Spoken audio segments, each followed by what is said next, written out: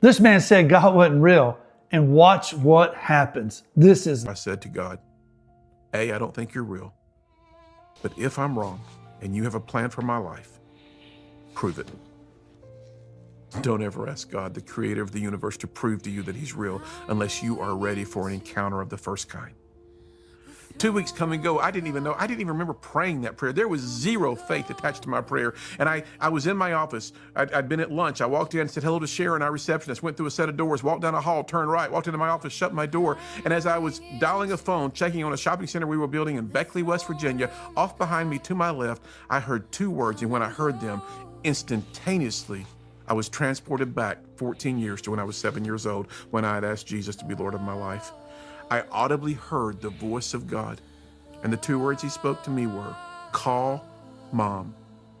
I didn't hesitate. I had a second line. I dialed 344-7443. The phone rang 6 times, 7 times. On the 8th ring, my mother answered the telephone, and when she said hello, instantly I knew something was terribly wrong. For in that instant in time, when I hear God say to me, call Mom, and I did so, my mother was, watch this, attempting suicide. She was dying.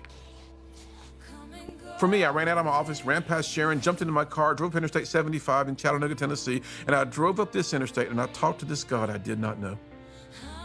And I didn't talk to him in any kind of like King James language. It was like, God, help. I can't save my mom, but you can.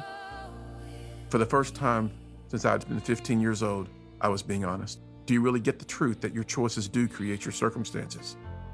I beat on the door that day. My mom was barely alive as she came down some stairs. She fell into my arms. I picked her up. I carried her to her car. I drove her to Park Ridge Hospital in Chattanooga, Tennessee. And as we drove, she looked over at me. She says, Dean, I can't be dying. And I said, Mom, hang on. You're not going to die, but you're going to have to choose to live.